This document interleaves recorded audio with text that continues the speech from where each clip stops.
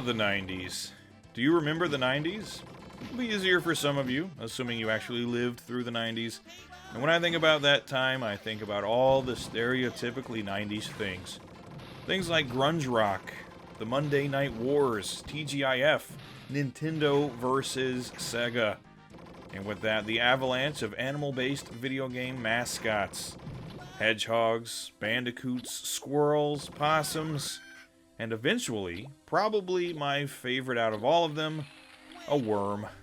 A big, fat, talking worm in a robotic suit, and like me, his name was Jim, and also like me, he talked a lot. And most of it was kinda nonsensical, with the occasional pop culture reference thrown in for good measure. Again, I was a child of the 90s. Finally, I had found a character that I felt like I could really connect with. Why, as a young lad, I myself was called a worm numerous times. And now it finally all made sense. Way cool!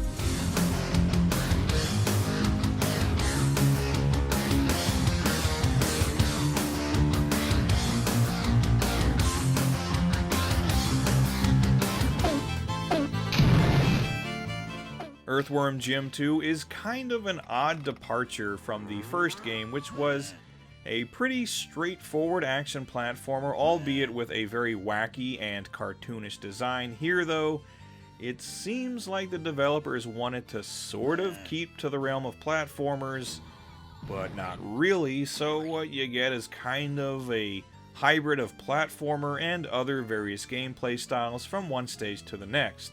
But as for the platforming itself, it's pretty solid here. Jim has way more abilities and access to a lot more weapons than in the first game, and playing on the Sega Saturn is awesome because the button layout is very accommodating to all of these new features. Plasma! Plasma! Whoa!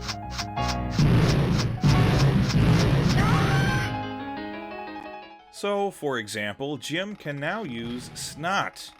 And no, not the kind that comes out of your nose, it's not Booger Man, but it's the one that comes out of his backpack. He can use his little buddy's snot as a grappling hook to swing around stages and reach hidden areas and weapons, as well as using him as a very nifty parachute for a nice soft landing. And aside from that, the platforming in general is pretty solid, and you can expect some odd things to be thrown in here and there, such as granny chairs, which is quizzical but kind of hilarious, or carrying around explosive cows for the purpose of hopefully preventing them from exploding, so they can be milked and clear your path forward. Fun stuff indeed. Plus, you also have an assortment of weapons that have various degrees of effectiveness. Whoa! Way cool! You of course get Jim's trademark laser pistol, but you also get a very powerful shotgun type weapon that can take out most enemies with one hit, a homing missile gun, which is obviously very useful, a bubble gun, which is purposely not useful at all and only serves to take up space in your inventory, and the ultra powerful brick house gun, which pretty much annihilates everything on screen. Very cool. So you get some solid platforming and a bunch of different weapons and abilities to make use of, and that's really only half the story with Earthworm Jim 2.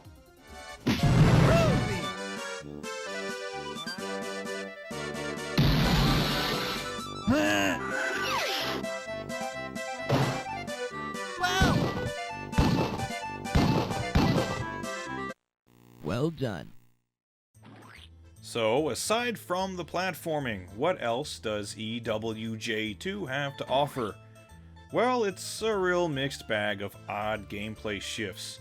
Like what, you might ask? Well, for starters, you'll be trying to save puppies being tossed out of a window by Psychro by bouncing them on a giant marshmallow, or else face the wrath of an angry and mutated Peter puppy, or perhaps you'd prefer to be a blind cave salamander floating around in a giant dark house filled with pinball bumpers for some reason. You can fly around on Jim's classic pocket rocket in one level while pushing around a giant keg of dynamite, and dodging big fat guys being launched at you in catapults. And there's a carnival stage where you blow Jim's head up like a balloon in an effort to float to the top while dodging obstacles, and the efforts of Evil the Cat as he tries to pop your head.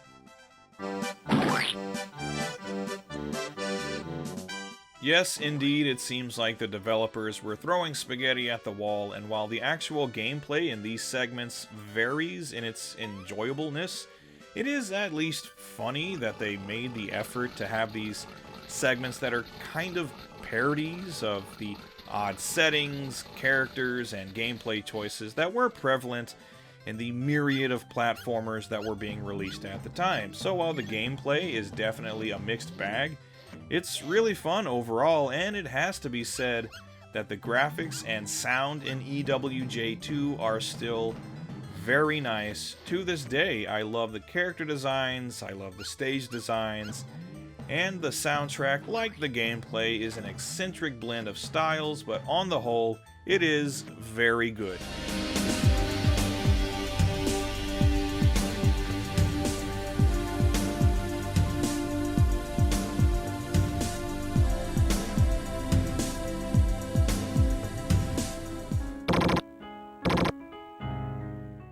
So, in summation, if you're a fan of 90s mascot platformers again, everything from hedgehogs and house cats to Chester Cheetah and Awesome Possum, then you'd most likely love this game as it has gameplay, graphics, and sound that are definitely well above average for the time, and it's a lot of fun.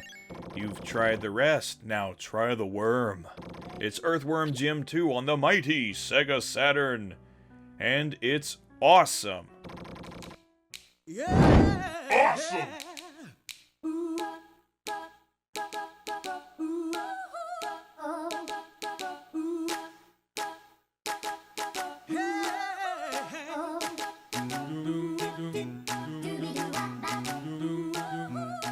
Pull my finger.